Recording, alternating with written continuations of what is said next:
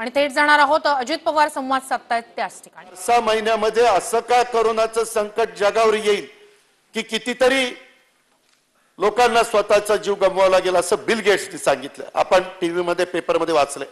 अध्यक्ष महोदय, इतके दिवस सभागृहात काम करत असताना आपण अमेरिका सारखे महासत्तेचा उदाहरण द्यायचो, युरोपचं उदाहरण द्यायचो, किती पुढे गेले, काय त्यांची अवस्था झाली। इंग्लंडला दोनदा लॉकडाऊन करावं लागला। अशाही गोष्टी त्या ठिकाणी घडल्या ना, त्याच्यावर राज्याच्या प्रमुखांना अशा प्रकारचं संकट येतं त्यावेळेस थोडंसं भान ठेवून कुठल्याही परिस्थितीमध्ये आतताईपणा होता कामा नये। उद्या जर काही निर्णय घेतला आणि तो अंगलट आला की पुन्हा विरोधकच म्हणणार बघा यांना कळत नव्हतं का थांबायचं। तो सक्सेस झाला तर आम्हीच म्हणत होतो उघडा म्हणून बरं झालं, असं दोन्ही बाजूंनी बोललं जातं। माझी सभागृहाला या निमित्तानं विनंती आहे की कोरोनाच्या बाबतीमध्ये खूप काही चांगल्या गोष्टी, माझं कुटुंब माझी जबाबदारी किंवा आता इथं आरोप झाले, इथं सांगण्यात आलं, स्वतः साटम साहेबांनी इथं सांगितलं, मला वाटतं शेलार साहेब पण त्याच्याबद्दल बोलले की जम्बो हॉस्पिटल बद्दल भ्रष्टाचाराचे आरोप केले। अध्यक्ष महोदय, मी स्वतः पुण्याचा पालकमंत्री आहे। पुण्यामध्ये देखील पिंपरी चिंचवडला पुणे महानगरपालिकेमध्ये 2 ठिकाणी आम्ही जम्बो हॉस्पिटल केली। 2 हॉस्पिटल ॲटो क्लस्टरला आणि बाणेरला मी आणि देवेंद्र फडणवीस साहेबांनीच आपण दोघांनीच त्याचं उद्घाटन त्या ठिकाणी केलं। त्याच्यामध्ये मी कुठेही तिथं राजकारण आणलं नाही। राज्य सरकारचा निधी, पिंपरी चिंचवड महानगरपालिका आज क्लिअर भाजपच्या ताब्यात आहे, परंतु ही कुणाच्या ताब्यात आहे हे बघून चालत नसतं। पुणे महानगरपालिकामध्ये क्लिअर भाजपचे बहुमत आहे, तरी देखील आम्ही सगळ्यांना, महापौरांना, तिथल्या आयुक्तांना सगळ्यांना विश्वासामध्ये घेऊन तिथं काम करण्याचा प्रयत्न त्या बाबतीमध्ये केला। आणि हे सगळं करत असताना आम्हाला दिल्लीची टीम मधून जी यायची ते सांगायची की पुढे तुमचे इतक्या पटीमध्ये पेशंट वाढणार आहेत आणि ते पेशंटची संख्या बघितल्यानंतर आपले हॉस्पिटल कमी पडतील, त्याच्याकरता जम्बो हॉस्पिटलची व्यवस्था केली गेली पाहिजे, बेड्स तिथे दिले गेले पाहिजे। तुमच्या माझ्या राज्यातल्या कुठल्याही जनतेवर बेड्स उपलब्ध नाही म्हणून त्याला व्यवस्थितपणे ट्रीटमेंट देता येत नाही, अशी वेळ येऊ नये याकरता ही सगळी त्या ठिकाणी धाडसाने निर्णय घेतले गेले। आणि त्याबद्दल आता ते म्हणतात की खाली होती, अरे जर गर्दी जास्त झाली असती तर यांना कोणी अडवलं होतं का नाही, त्यांनी जम्बो हॉस्पिटल केली म्हणून आरोप केला असता। ऑक्सिजन कमी पडला। अध्यक्ष महोदय, मी आपल्याला सांगतो, आम्ही सगळ्यांनी मंत्रिमंडळात निर्णय घेतला, एकूण जो ऑक्सिजन तयार होतो त्यातला 80% ऑक्सिजन हॉस्पिटलला द्यायचा आणि फक्त 20% ऑक्सिजन त्या इंडस्ट्रीला द्यायचा। अध्यक्ष महोदय, त्या काळामध्ये वेल्डिंग आणि बाकीचं सगळं बंद झालं। आम्हाला सगळे म्हणायला लागले आम्हाला काही ऑक्सिजन मिळेना।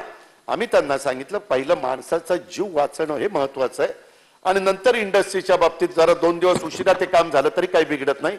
अशा प्रकारे, कारण कधीच असं वाटलं नाही की एवढा ऑक्सिजन लागेल, एवढे व्हेंटिलेटर्स लागतील, एवढे बेड्स त्या ठिकाणी लागतील आणि त्यामुळे आपण ही कामं करत गेलो। कामं करत असताना नंतर थोडंसं ते आटोक्यात आल्यामुळं माझ्या इकडे पण पुण्यामध्ये हॉस्पिटल त्या ठिकाणी जम्बो हॉस्पिटल खाली राहिली, पण कधी कुठली वेळ सांगू देत नसते, त्याकरता आपण खबरदारी म्हणून राज्य सरकार, महानगरपालिका, काही एनजीओस या सगळ्यांनी मिळून अशा प्रकारची भूमिका घेतलेली होती। ही सभागृहातल्या सर्व सदस्यांनी लक्षामध्ये घ्यावं आणि जे आरोप करतायत तिथं असं झालं तिथं तसं झालं। सॅनिटायझरच्या बाबतीमध्ये मी सांगतो, इथं काही जण साखर कारखान्याशी संबंधित आहेत, ज्यांचे डिस्टिलरीचे प्लांट आहेत, त्यांना आपण सॅनिटायझर त्या ठिकाणी निर्माण करायला सांगितलं, त्यामुळे सॅनिटायझरचे रेट कमी झाले। अध्यक्ष महोदय, सुरुवातीला 1000 रुपये पर लिटर सॅनिटायझर होतं आणि नंतर साखर कारखान्यांना परवानगी दिल्यावर ते 250 रुपये, 250, 200, 150, 100 पर्यंत आले बागडे साहेब, परंतु विक्रीला कस्टमरच्या हातात जाईपर्यंत 150-200 ला तो मिळत होते। म्हणजे जे जे करता येईल ते करण्याचा प्रयत्न मुख्यमंत्र्यांनी केला, महाविकास आघाडीच्या सरकारने केला। आम्ही तर सगळ्यांनी त्याच्यामध्ये हा निर्णय घेतला की आता कोरोनाचं संकट आहे, आपल्याकडे निधी कमी आहे। मगाशी निधीच्या बद्दल सन्माननीय मुनगंटीवार साहेबांनी काही भूमिका मांडली, पण आम्ही सार्वजनिक आरोग्य विभाग, मगाशी देवेंद्र फडणवीस साहेबांनी सांगताना सांगितलं की राजेश टोपेंना निधी मिळाला नाही, 6 डिपार्टमेंटला आम्ही निधी दिला। एक सार्वजनिक आरोग्य विभागाला कट लावला नाही, त्यांना पाहिजे तो निधी दिला, वैद्यकीय शिक्षणाला निधी दिला, अन्न नागरी पुरवठ्याला निधी दिला, मदत पुनर्वसनला निधी दिला आणि पोलीस खात्याला निधी दिला. ह्या 5-6 ठिकाणी आपण कुठल्याही परिस्थितीमध्ये अध्यक्ष महोदय, जरी पैशाची कमतरता होती, टॅक्स येत नव्हता, सगळी अर्थव्यवस्था ठप्प झालेली होती, असं असताना देखील आपण त्या बाबतीमध्ये हे काम करून दाखवलं. त्यामध्ये मगाशी बोलत असताना मुनगंटीवार साहेबांनी सांगितलं कर्ज काढा, केंद्राचे पैसे येतील ना, कुठं गेलेत, काय घाई आहे. अध्यक्ष महोदय, तसं नसतं. ज्या त्या गोष्टी ज्या त्या वेळी झाल्या तरच महत्वाचं असतं. आपण खूप जण शेतकरी आहोत, वापसा उडाल्यानंतर पेरून काही चालत नाही. तसं जेव्हा पैशाची गरज असते त्यावेळेस ते पैसे आले तर ती गरज भागवली जाते. ही पण गोष्ट अध्यक्ष महोदय आपण सगळ्यांनी त्या ठिकाणी लक्षामध्ये घेतली पाहिजे. आणि हे सगळं करत असताना आम्ही त्याच्यामध्ये केंद्र सरकार, मला सभागृहाच्या ह्या चर्चेच्या माध्यमातून, पुरवणी मागण्यांच्या चर्चेच्या माध्यमातून सांगायचंय की आज देखील केंद्राकडनं आजच्या घडीला जो आपला हिस्सा यायला पाहिजे त्याच्यामध्ये 30,537 कोटी 62 लाख अजूनही केंद्राने दिलेले नाही. अध्यक्ष महोदय, पवार साहेबांचे सर्वांशी चांगले संबंध आहेत. परवाच 3 दिवसापूर्वी पवार साहेबांनी मला विचारलं की तू जरा अधिकाऱ्यांशी चर्चा करून एक्झॅक्ट किती आकडा बाकी आहे, वेळ पडली तर मी वरिष्ठांशी दिल्लीमध्ये बोलतो आणि हे पैसे कसे लवकर येतील ते त्या ठिकाणी पाहतो. अध्यक्ष महोदय, एवढी मोठी रक्कम जी स्वतः मुनगंटीवार साहेबांनी इथंच बोलत असताना वन टॅक्स वन नेशनच्या वेळेस जीएसटी कर आला त्याही वेळेस केंद्राने सांगितलं होतं की सगळ्यांना एवढी एवढी एवढी रक्कम 2022 पर्यंत मिळत राहील अशा पद्धतीने शब्द दिलेला होता. सभागृहामध्ये देखील, लोकसभेमध्ये देखील, पार्लमेंटमध्ये अध्यक्ष महोदय तशा प्रकारचा शब्द त्या ठिकाणी दिलेला होता. त्या कायद्यातली तरतूद आहे, कायदाही करत असताना ते मुद्दाम कायद्यात त्याचा अंतर्भाव केला. पण अध्यक्ष महोदय, आज पण ती रक्कम मिळण्याच्या करता कदाचित त्यांच्या पण अडचणी असतील, परंतु हा निधी एवढा कमी आला आणि शिवाय अप्लाई टॅक्स त्या ठिकाणी जो मिळायला पाहिजे तो मिळत नाही. सुरुवातीला आम्ही 1 महिना पहिला चतुर्थ श्रेणी आणि क्लास 3 आणि क्लास 4 वाल्यांना पेमेंट त्या ठिकाणी केलं. क्लास 1 आणि क्लास 2 वाल्यांना आम्ही त्या ठिकाणी थोडंसं थांबवलं, 50% रक्कम दिली आणि आपण सगळे लोकप्रतिनिधी याच्यामध्ये 30% कट त्यांना लावला. सगळ्यांनी मनाचा मोठेपणा दाखवून तो मान्य केला. आणि अध्यक्ष महोदय, या सगळ्या गोष्टी करत असताना आज देखील आपण 70% रक्कम त्या ठिकाणी घेतोय. पण नंतर कधी राज्य सरकारचा, जसं सकाळी त्यांनी सांगितलं, 12,000 कोटी रुपये पेन्शन आणि पगाराला जातात, तो 1 रुपया कधी थकवला गेला नाही. त्यांनाही वेळच्या वेळेला जो काही त्यांचं मानधन असेल, पेन्शन असेल ते मिळालं पाहिजे अशा प्रकारची भूमिका राज्य सरकारने घेतली. अध्यक्ष महोदय, हे सगळं करत असताना बाकीच्या बाबतीमध्ये थोडासा जितकी काटकसर करता येईल ती केली. आम्ही स्थानिक विकास निधी 3 कोटी आमदार निधी असतो, 2 कोटी होता तो 3 कोटी त्याला कट लावला नाही. अध्यक्ष महोदय, 9,500 ते 10,000 कोटी रुपये डीपीसी ला जातात, त्याला अध्यक्ष महोदय आम्ही त्या ठिकाणी कट लावला नाही. अध्यक्ष महोदय, डोंगरी विकास निधी त्याला आम्ही कट लावलेला नाही. असा वेगवेगळ्या प्रकारे जो ग्रामीण भागामध्ये काम करत असताना पहिल्याच टर्मला अनेक आमदार निवडून आलेले आहेत, काही दुसऱ्या, तिसऱ्या, चौथ्या, 5व्या, 6व्या, 7व्या टर्मच्या आहेत, परंतु ही नवी 5 वर्षाच्या करता निवडून आलेली टीम आहे. त्याच्याकरता देखील आम्ही ह्या सगळ्या थोडंसं ओढाताण असताना देखील अध्यक्ष महोदय त्याच्यामध्ये हा सगळा कसरत तारेवरची त्या ठिकाणी चालवलेली आहे. नाही, खासदारांचे 5 कोटी रुपये स्थानिक विकास निधी हा बंद केला, अर्थात तो त्यांचा अधिकार आहे, त्यांनी तो राबवला, परंतु आपण आपल्या आमदार निधीला कुठल्याही प्रकारचा अध्यक्ष महोदय त्या ठिकाणी कट लावलेला नाहीये. ही पण गोष्ट आपण सगळ्यांनी ध्यानामध्ये घेतली पाहिजे. अध्यक्ष महोदय, केंद्र शासनाच्याकडनं अर्थसंकल्पीय अंदाजानुसार 11,566 कोटी अपेक्षित निधी केंद्र सरकारकडनं प्राप्त झालेला नाही. आणि मुनगंटीवार साहेब, जीएसटीच्या संदर्भातला जो बाकीचा 30,537 कोटी इतका वस्तू व सेवा कर नुकसान भरपाईची रक्कम देखील बरोबर तो केंद्र सरकारकडनं प्राप्त व्हायचा आहे. त्यामुळं ही पण गोष्ट लक्षामध्ये घेतली पाहिजे. आणि अध्यक्ष महोदय, विधिमंडळाच्या सचिवालयाच्या बद्दल पण त्यांनी काही भूमिका मांडली. पुरवणी मागण्या नाकारण्यात आलेल्या नसून काहीतरी त्यांनी रेकॉर्डवर आणण्याचा प्रयत्न केलाय. आतापर्यंत जे जे विधिमंडळाने मागितलेलं आहे त्याच्यात कोविड-19चा प्रादुर्भाव रोखण्याकरता सभागृहामध्ये हे निगेटिव्ह प्रेशर ठेवण्याची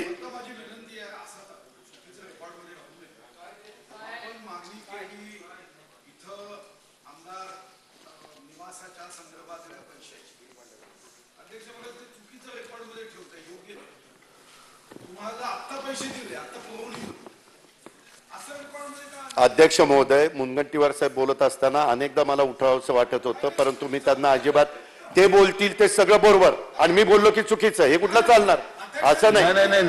अध्यक्ष महोदय, अध्यक्षांनी द्यावा निर्णय, तो त्यांचा अधिकार आहे. अध्यक्ष महोदय, कोविड-19चा प्रादुर्भाव रोखण्यासाठी सभागृहामध्ये निगेटिव्ह प्रेशर ठेवण्यासाठी वातानुकूलित यंत्रणा बसवली. 22 कोटी 26 लाख आपण त्याला खर्च केलेत. विधानसभा सदस्य, विधान परिषद सदस्य यांच्या निवासस्थानी व इतर अनुषंगासाठी 8 कोटी 81 लाख रुपये दिलेत आणि ती देण्याची गरज होती. त्याच्यामुळे ते कुठेही आपण त्याच्यामध्ये थांबवलं नाही आणि अजून पण जर द्यायची गरज असेल तर तुम्हीच सांगितलेलं होतं पुरवणी मागण्या घेऊ नका, CF ऍडव्हान्स काढा आणि त्या पद्धतीनं करा. म्हणजे तोही एक अधिकार राज्य सरकारच्या अजून एक निर्णय महत्वाचा केला की आपलं जे मनोरा आमदार निवास आहे त्याला आता आपण बांधण्याचं टेंडर आता काढताय आणि त्यालाही निधी अपुरी पडणार नाही या पद्धतीचं माननीय वित्तमंत्र्यांनी आपल्याला आदेश दिले. त्यामध्ये मुख्यमंत्री, उपमुख्यमंत्री आम्ही सगळे होतो. स्वतः विधानसभेचे सभापती आणि विधानसभेचे अध्यक्ष आणि विधान परिषदेचे सभापती, त्याच्यात ते काम सुरू झाल्यावर निधी नाही आहे म्हणून काम थांबलं अशी वेळ सरकार येऊन देणार नाही, अशा प्रकारचा शब्द आम्ही त्यांना त्या ठिकाणी दिलेला आहे. अध्यक्ष महोदय, हे सगळी संकट चालू असताना ह्या वर्षभराच्या काळामध्ये निसर्ग चक्रीवादळाचं संकट आलं, त्याच्यानंतर अतिवृष्टीचं संकट आलं, आपल्याही भागामध्ये पाऊस मोठ्या प्रमाणावर पडला. मगाशी मुनगंटीवार साहेब म्हणले हे भेदभाव करतात. अध्यक्ष महोदय, कधी आम्ही भेदभाव केला नाही. शेवटी शपथ घेतल्यानंतर चांद्यापासून बांद्यापर्यंत एक राज्य आहे. उलट मी मागचं रेकॉर्ड काढत नाही, वेळ कमी आहे, नाहीतर मागच्या 5 वर्षाच्या काळामध्ये कुठं किती निधी गेला आणि कशा पद्धतीचा गेला ते मी रेग्युलर पुढच्या अधिवेशनामध्ये त्या ठिकाणी सांगेन, बजेट अधिवेशनामध्ये. परंतु अध्यक्ष महोदय, उलट आमचे विजय वडेट्टीवार साहेब हे चंद्रपूरचे पालकमंत्री आहेत, ते मदत पुनर्वसन खात्याचे मंत्री आहेत. ते ज्या वेळेस जो प्रस्ताव आणतील तो प्रस्ताव मी आणि अर्थमंत्री म्हणून आणि मुख्यमंत्र्यांनी मुख्यमंत्री म्हणून त्या ठिकाणी मंजूर केलेला आहे. अध्यक्ष महोदय, हे सगळं करत असताना, एवढं संकट असताना आपण सांगितलेलं होतं, काही खासदारांनी सांगितलेलं होतं, त्यावेळेस धानाला देखील अनुदान बोनस 700 रुपये, 1800 रुपये दर आहे, 700 रुपये आपण बोनस दिला. 1876 समर्थन मूल्य जवळपास 2500 रुपये एकूण शेतकऱ्याला देण्याचा प्रयत्न केला. आता अध्यक्ष महोदय, तुम्ही जर बघितलं तर ह्याच्यामध्ये किमान आधारभूत किंमत योजनेखाली धान खरेदी प्रोत्साहन देण्याच्या करता 2850 कोटी ठेवलेले आहेत. 21,000ची जी मागणी आहे त्याच्यामध्ये जून ते ऑक्टोबर 2020 मध्ये कालावधीत अतिवृष्टी पूरबाधित नागरिकांच्या करता 2211 कोटी रुपये ठेवलेले आहेत. कोविड म्हणजे डिमांड मध्ये आता मंजूर करायचे. कोविड-19 आजाराच्या पार्श्वभूमीवर महाराष्ट्र राज्य परिवहन त्याचं कौतुक स्वतः मुनगंटीवार साहेबांनी पण केलं. त्याच्यामध्ये 1000 कोटी रुपये आपण त्या ठिकाणी दिलेले. पंतप्रधान पीक विमा हप्ता त्याला 1000 कोटी रुपये दिलेत. चंद्रकांत दादांनी बोलत असताना सांगितलं की बाबा हे पीक विम्याच्या संदर्भामध्ये काय चाललंय काय नाही. अध्यक्ष महोदय, खरं तर त्याच्यामध्ये केंद्राने अतिशय महत्वाची भूमिका घ्यायला पाहिजे होती. केंद्र सरकारने विमा कंपन्यांना सक्त ताकीद करायला पाहिजे होती की बाबा तुम्ही शेतकऱ्याच्या पीक विम्याच्या संदर्भामध्ये कुठल्याही प्रकारचं दुटप्पी राजकारण त्या ठिकाणी करू नका, तुम्हाला तो विमा उतरवायलाच लागेल, अशा प्रकारची भूमिका त्या ठिकाणी घ्यायला पाहिजे होती. परंतु दुर्दैवाने त्याच्यामध्ये बऱ्याचशा अडचणी आल्या आणि आज देखील आपण पीक विम्याच्या करता राज्याचा हिस्सा 1000 कोटी रुपये पुरवणी मागण्यात ठेवलेला आहे. रस्ते व पुलाचं परीक्षण, बऱ्याचशा ठिकाणी रस्ते वाहून गेले, पुलाचे दोन्ही आपले भराव वाहून गेले आणि पूल पण वाहून गेले, त्याच्याकरता आपण जवळपास 1000 कोटी रुपये ठेवलेले.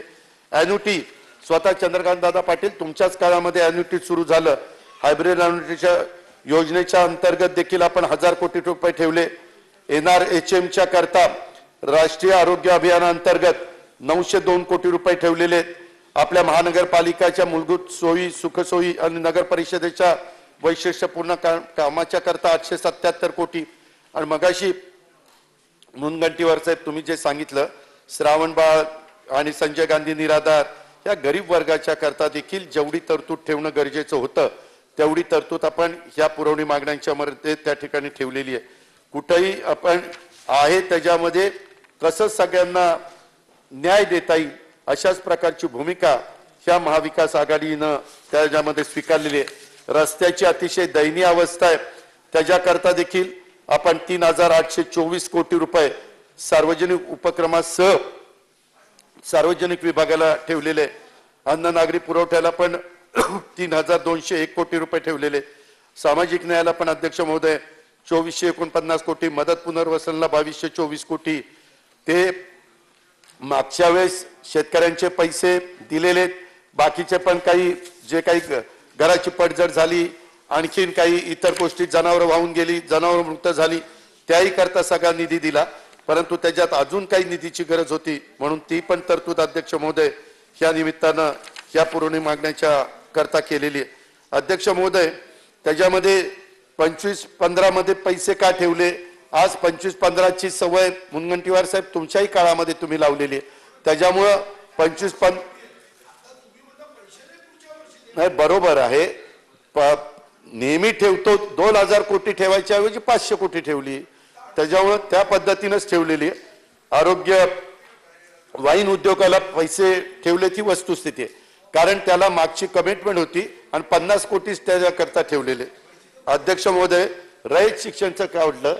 आज 4-5 लाख गोरगरिबांची मुलं शिकतात. कमवा आणि शिका हे कर्मवीर भाऊराव पाटलांचं त्या ठिकाणी काम त्यांनी त्यात उभं केलं आणि अतिशय गरीब लोकांची बहुजन समाजाची ती संस्था आहे. त्याकरता त्या संस्थेला 100 वर्ष झाल्यानंतर अनेक जण अशा पद्धतीने निधी आपल्या सभागृहांनी दिलेला म्हणून त्यांना त्या बाबतीमध्ये निधी दिलेला आहे. औषध नाही, पीपी किट नाही, आरोग्य विभागाची भरती झाली नाही. अध्यक्ष महोदय ह्या सरकारने वैद्यकीय शिक्षण विभाग आणि सार्वजनिक आरोग्य विभागाकरता जेवढी भरती करायची गरजेपुरती ती भरती करायला पूर्णपणे परवानगी दिलेली आहे. शेतकऱ्यांना पैसे नाही दिले. अध्यक्ष महोदय शेतकऱ्यांना ज्या ज्या वेळेस शेतकरी अडचणीत आला नडला त्यावेळेस पैसे देण्याचं काम त्या बाबतीमध्ये ह्या सरकारने केलेलं आहे. उलट इथं मुनगंटीवार साहेब आहेत त्यांना विचारा त्यांनी स्वतः वडेट्टीवार साहेबांना विचारा मदत पुनर्वसन खात्याचे मंत्री म्हणून त्यांनी स्वतः पत्रव्यवहार दिल्लीला केला. मुख्यमंत्र्यांनी पत्रव्यवहार दिल्लीला केला. स्वतः चीफ सेक्रेटरीने पत्रव्यवहार केला. ज्यावेळेस केंद्राची टीम पाहणी करायला शेवटपर्यंत अध्यक्ष महोदय आली नाही. वास्तविक अशा प्रकारचं संकट आल्यानंतर आपण केंद्राची टीम बोलवतो केंद्राची टीम येते पाहणी करते आणि मग केंद्राला अहवाल दिल्यानंतर त्यांचा निधी आपल्याला ऍडिशनलचा येतो. आम्ही कोल्हापूर किंवा सांगली इकडे पूर आला त्यांना वेगळा न्याय आणि इतरांना वेगळा न्याय दिला नाही. कोकणवासियांचं प्रतिनिधित्व करत असणाऱ्या सन्माननीय सदस्यांना विचारा आजपर्यंत कोकणामध्ये जे नॉर्म्स होते त्याच्यापेक्षा अधिकचा निधी हा तिथं दिला. तीच गोष्ट बाकीच्याही बाबतीमध्ये आपण त्या संदर्भामध्ये कुठेही काटकसर केली नाही. केंद्र सरकारचे जे नॉर्म्स आहेत त्याच्यापेक्षा दुपटीनं आपण राज्य सरकारने त्याच्यामध्ये पैसे देण्याचा प्रयत्न निश्चितपणे केलेला आहे. आणि अध्यक्ष महोदय स्टॅम्प ड्युटी कमी केली हे अर्थव्यवस्था पूर्ववत आणण्याच्या करता ह्याच्यामध्ये ग्राहकाचा फायदा झाला. बऱ्याच लोकप्रतिनिधींना माहिती असेल की आपण 31 डिसेंबर पर्यंत 3% केलेत आणि मग 31 मार्च पर्यंत 2% केलेत. बिल्डर लोकांनी अजून ते 2-3% होते त्यांनी त्याच्यामध्ये सवलत दिली. आताच्या घडीला मुंबईमध्ये गरिबांनी मध्यमवर्गीयांनी फ्लॅट घ्यायचं म्हटलं तर त्या फ्लॅटला स्टॅम्प ड्युटी लागत नाही.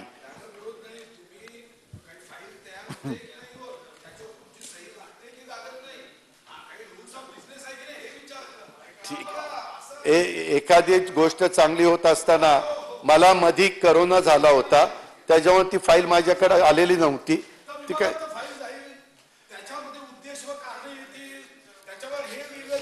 जो निर्णय झाला तो योग्य झालेला आहे. अर्थमंत्री म्हणून माझं त्याला समर्थन आहे. आता अध्यक्ष महोदय तेवढा पण अधिकार आम्हाला नाही का? आम्ही आम्ही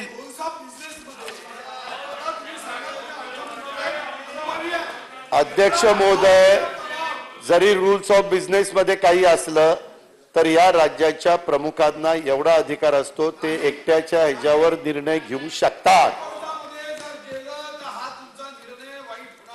नाही,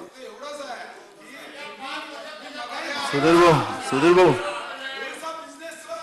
हा, अध्यक्ष महोदय, टाटा, अडाणी, बेस्ट, महावितरणच्या बद्दल मुनगंटीवार साहेबांनी सांगितलं की त्याच्यामध्ये विजेच्या दरामध्ये तफावत आहे. आज नाहीये अध्यक्ष महोदय, MERC नेमली गेलेली आहे. देश पातळीवर प्रत्येक ठिकाणी अशा प्रकारचे दर ठरवण्याचा अधिकार त्यांना असतो आणि तो दर ठरवत असताना त्या टाटाचा एकंदरीत वीज तयार करण्याचा खर्च किती आहे, वितरण व्यवस्थेचा खर्च किती आहे, स्टाफचा खर्च किती आहे, त्याप्रमाणे ते काढतात. टाटाचे प्लांट आहेत ते जुने ब्रिटिशांच्या काळातले हायड्रो पॉवर आहेत, त्याच्यावर त्यांचा दर कमी येतो. त्याच्यानंतर ते पहिलं अंबानीचं होतं, नंतर अडाणीनं घेतलं, त्यांचे दर वेगळे येतात, बेस्टचे दर वेगळे येतात, महावितरणचे दर वेगळे येतात. महावितरणचे दर थोडे जास्त येतात कारण सगळीकडे ग्रामीण भागामध्ये देखील ती वीज जाते आणि तो सगळा खर्च एकत्रपणे त्या ठिकाणी येतो. ही आम्ही मागच्या टर्मला देखील आम्ही असताना त्याच्यामध्ये एक दर आणण्याचा प्रयत्न केला, परंतु त्याच्यात खूप अडचणी आल्या. ABRCने पण सांगितलं तुम्हाला असा एक दर त्या ठिकाणी करता येणार नाही, मग त्याच्यामध्ये जो काही रक्कम कमी पडेल ती तुम्हाला सबसिडी म्हणून त्याच्यामध्ये द्यावी लागेल. ते आपल्याला काही शक्य झालं नाही. नंतर 5 वर्ष सन्माननीय देवेंद्र फडणवीस साहेबांचं सरकार होतं, त्यांनी पण त्याच्यामध्ये कुठला बदल त्या ठिकाणी केला नाही. अध्यक्ष महोदय, मगाशी बोलत असताना स्वतः देवेंद्रजींनी आणि चंद्रकांत दादांनी सांगितलं सारथीला निधी उशिरा दिला, असं काही झालेलं नाहीये. सारथीला जो काही निधी, आता तिथं काकडे म्हणून एक अधिकारी आहे, अजित निंबाळकर, उमाकांत दांगट, मधुकर कोकाटे आणि अशी ती सगळी तिथं टीम आहे, ते तिथलं काम बघतात. त्याच्यामध्ये सारथी असेल. एकंदरीतच मला ह्या चर्चेच्या निमित्तानं सभागृहाला सांगायचंय की महाविकास आघाडीचं सरकार मराठा आरक्षणाच्या बद्दलचा प्रश्न असेल किंवा ओबीसीच्या संदर्भातले प्रश्न असतील, ह्या कुणाच्याही बद्दल अन्याय होऊन देणार नाही, कुणाच्याही आरक्षणाला धक्का लागून देणार नाही. काही बाबतीमध्ये अशा बातम्या पिकवल्या जातात. अध्यक्ष महोदय, काय झालं, काहींना हे 3 पक्ष एकत्र मिळून सरकार केलेलं असल्यामुळं हातातोंडाशी आलेला घास गेला, त्याच्यामुळे ते दुःख तर राहणारच, त्याच्याबद्दल दुमत असायचं काही कारण नाही. अध्यक्ष महोदय, ते सगळं पहिलं सांगितलं 6 महिन्यात जाईल, 6 महिन्यात गेलं नाही. नंतर सांगितलं वर्षात जाईल, वर्षात गेलं नाही. आणि आता कुठंतरी जाण्याच्या बद्दलचा विचार चालू होता, परंतु त्याच्यात आल्या स्थानिक स्वराज्य संस्थांच्या निवडणुका. त्यावेळेस सकाळी सकाळी गिरीश महाजननी टीव्हीला सांगत असताना सांगितलं विरोधकांची 1 येईल, आमच्या 5 येतील, म्हणजे सत्ताधारी पक्षाची 1 येईल, आमच्या 5 येतील. एवढी जोरात टीव्हीला मुलाखत दिली की काय विचारता सोय नाही. आणि नंतर निकाल लागले. नागपूरचा निकाल तर असा लागला की नागपूरच्या इतिहासामध्ये कधी इतक्या मतांनी पराभव होणार नाही. आणि ते पण झालं काय अध्यक्ष महोदय, पदवीधर लोकांनी पराभव केला, ते फारच नाकाला झोंबलंय. त्याच्यामुळे ते सहनच होत नाहीये की बाबा ही 50-60 वर्षाची आपली मक्तेदारी आणि इथं उमेदवार पराभूत होतो. तीच गोष्ट पुण्याची, चंद्रकांत दादा पाटील पुण्याचं प्रतिनिधित्व करतात, भाजपचे अध्यक्ष. आणि ते आता एक गोष्ट खरी आहे की नागपूरमध्ये पराभव झाल्यामुळे एका गटाला आतनं उकळ्या फुटतायत आणि एक गट खूपच नाराज झालाय की काय करावं काय नाही. तर अध्यक्ष महोदय, तीच गोष्ट आमच्या पुण्याची. पुण्याला तर दादा प्रतिनिधित्व करत होते, दादांचा मागचा चान्स लागला तेव्हा एकाने बंडखोरी आमच्यातल्या शहाण्यांनी केली म्हणून ह्यावेळेस आम्ही ती बंडखोरी होऊन दिली नाही. ह्यावेळेस एवढं उच्चांकी पहिल्या राऊंडलाच त्या ठिकाणी उमेदवार निवडून आला. मागच्या वेळेस दादा शेवटी आता त्यांना नाईलाज असतो आम्ही डिक्लेअर करतो म्हणून निवडणूक अधिकाऱ्यांनी डिक्लेअर केलं. तीच गोष्ट औरंगाबादच्या सतीश चव्हाणांची, इतक्या प्रचंड मतांनी निवडून आले की जयसिंगराव गायकवाड म्हणले इतक्या मतांनी मी पण कधी निवडून आलो. थांबा, सांगतो ना साहेब, सांगतो. आपल्याला तर त्याच्याकरताच खास ठेवलेलं आहे, कुठं काय झालं ते. त्याच्यामध्ये तिथं जी नंदुरबारची जागा आली ते आमचाच अमरीश पटेल तिकडे घेतला तेव्हा ती जागा आली. ते उद्या परत इकडे आला की तिकडेच येणार आहे. त्याच्यामध्ये अध्यक्ष महोदय थोडंसं आमचं अमरावतीला चुकलं.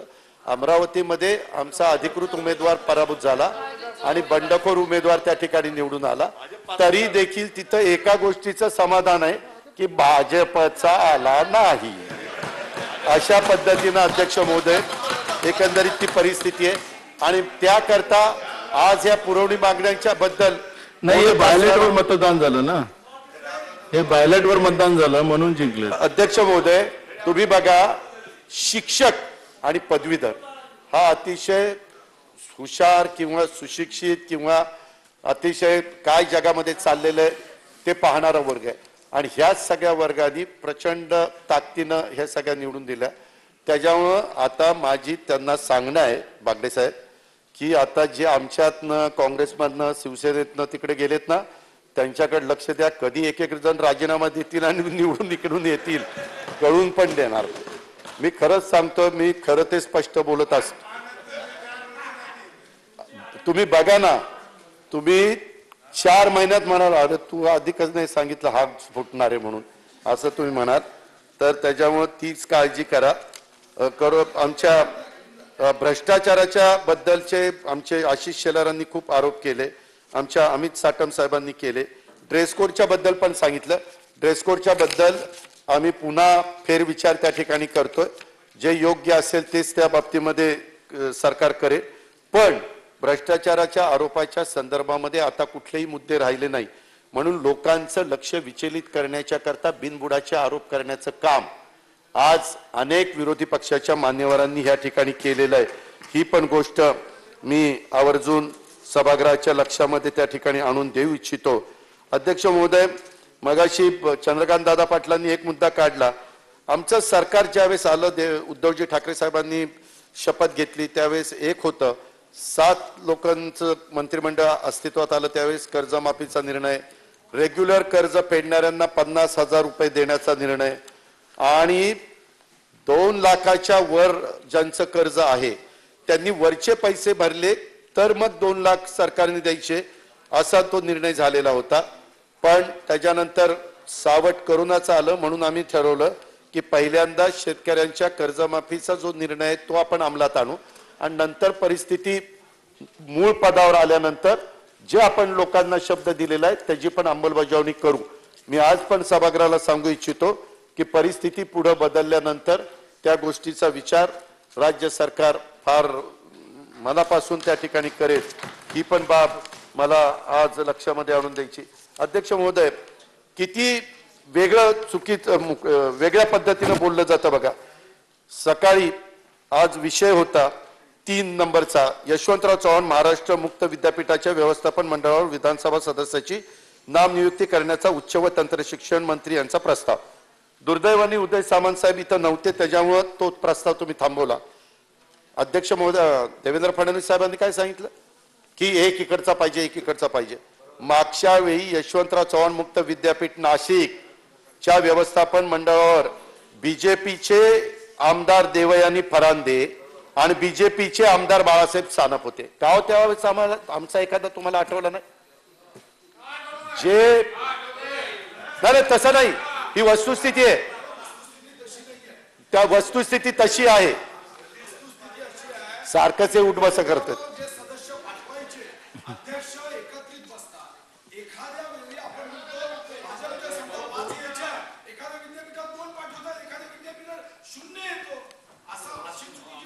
बर, आता मागच्या वेळेस जसं झालंय तसं यावेळी वेळेस आम्ही आता सत्ताधारी पक्षाचे 2 पाठवणार आहोत. अध्यक्ष महोदय, त्याच्या संदर्भामध्ये इतर गोष्टीमध्ये अध्यक्ष महोदय, काल तुम्ही बघितलं सगळीकडे टीव्हीला चाललेलं होतं की 90 कोटी रुपये मंत्र्यांच्या बंगल्यावर खर्च. अध्यक्ष महोदय, मी सकाळी येताना मला नक्की माहिती नव्हती. मी स्पष्टपणे सांगितलं की एवढा खर्च झाला. कुणी सांगितलं? कुठल्या मंत्र्याची माहिती तुम्ही घेतली? त्याच्यामध्ये आतापर्यंत मंत्र्यांचं हे सरकार आल्यावर खर्च झालाय 17 कोटी 88 लाख. मुंबई प्रेसिडेन्सी डिव्हिजन साठी नोव्हेंबर 2020 मध्ये 90 कोटी इतका निधी वितरित केलेला आहे. या निधीत फक्त मंत्र्यांचे बंगले होत नाहीत अध्यक्ष महोदय.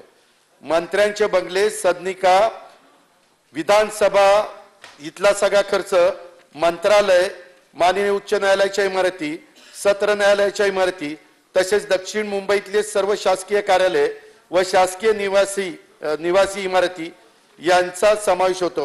ह्याच्यात high court, city civil court, new council hall, Akashvani, police आयुक्त कार्यालय, पोलीस महासंचालक कार्यालय, सुरुची, सुनीती बंगला, यशोधन, हाजी अली शासकीय निवासस्थान, अवंती अंबर, रॉकी हिल, जे स्कूल ऑफ आर्ट, एवढं सगळं आहे. परंतु सारखे फोटो दाखवायचे की 90 कोटी 90 कोटी 90 कोटी. अध्यक्ष महोदय, मी जबाबदारीने अर्थमंत्री म्हणून सांगतो, त्या 90 कोटी मध्ये अंदाजे 20 कोटीची मागील सरकारच्या मंत्र्यांच्या बंगल्यांची थकीत बिल आहे. आमचे काळातले 17 कोटी 88 लाख आणि हे पण सहीनिशी माझ्याकडं संबंधित अधिकाऱ्यांनी ते पत्र पाठवलेलं आहे.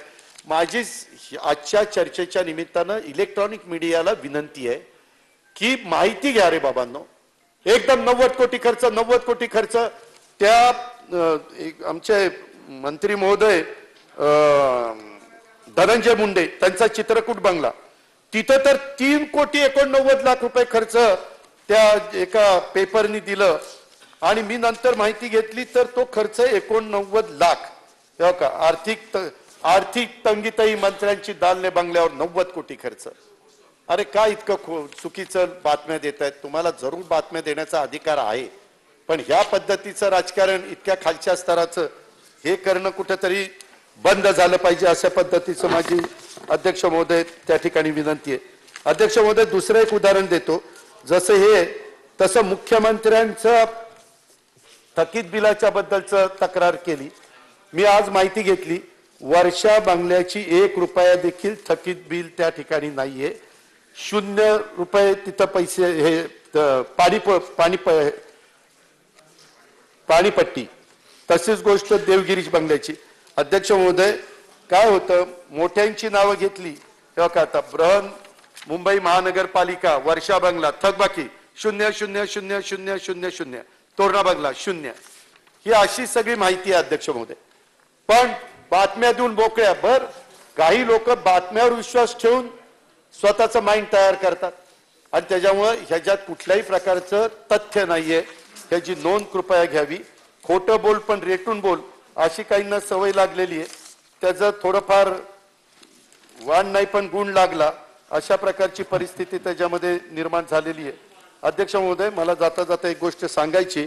डॉक्टर बाबासाहेब आंबेडकर रुग्णालय व अनुसंधान केंद्र नागपूरचं PG इन्स्टिट्यूट असे श्रेणीवर्धन करून त्यासाठी लागणारा निधी सामाजिक न्याय विभागामार्फत देण्याबाबतचा प्रस्ताव सन 2014 मध्ये मंत्रिमंडळाने मान्यता दिलेली आहे. तथापि सदरहून काम प्रत्यक्षात सुरू झालं नाही. या प्रस्तावाचा पाठपुरावा करून हे काम तात्काळ सुरू करण्याबद्दल माननीय मुख्यमंत्र्यांनी 2019च्या विधिमंडळ हिवाळी अधिवेशन नागपूरला आश्वासित केले. सदर रुग्णालयाच्या सुधारित श्रेणीवर्धनाचा प्रस्ताव सामाजिक न्याय विभागामार्फत निधी उपलब्ध करून तातडीने हे काम पूर्ण केलं जाईल. अशा प्रकारे देखील मी या पुरवणी मागण्यांच्या उत्तराच्या निमित्तानं सभागृहातल्या सर्व सन्माननीय सदस्यांना या निमित्तानं सांगू इच्छितो. अध्यक्ष महोदय, वेळ म्हणजे बाकीच्या पण बऱ्याच जणांना आपल्या आपल्या विषयाच्या बद्दलचं त्या ठिकाणी बोलायचंय. त्याच्यामुळे मी आज आपल्या सगळ्यांना सांगू इच्छितो की आज ज्या नियोजन विभागाच्या पुरवणी मागण्या आहेत त्या पुरवणी मागण्या आपण सगळ्यांनी मंजूर त्या ठिकाणी कराव्यात, अशा प्रकारची विनंती सभागृहाला या निमित्तानं मी करतो आणि माझे 2 शब्द संपवतो.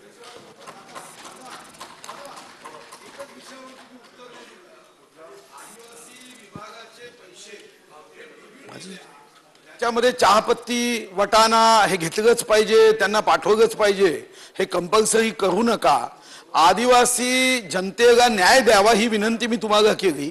त्यांना ठरवू द्या काय घ्यायचं आणि हे पैसे थेट त्यांच्या खात्यात टाकावे. स्थानिक ठिकाणी सुद्धा दुकानं आहे, त्या दुकानातून वस्तू विकत घेतील. मुंबईवरून विकत वस्तू घ्याव्या. चहापत्ती मुंबईची, चना मुंबईचा, वटाणा मुंबईचा, फुटाणा मुंबईचा. तर मला आपल्याला विनंती करायची आहे की हाही निर्णय तुम्ही घोषित करावा. आणि दुसरा निर्णय जो मी मग प्रश्न मांडला नाही, पण तुम्ही आता भाषणात तुमचा सूर लागला म्हणून मग मी काही म्हटलं नाही. विदर्भ मराठवाड्याचा वैधानिक विकास मंडळाचा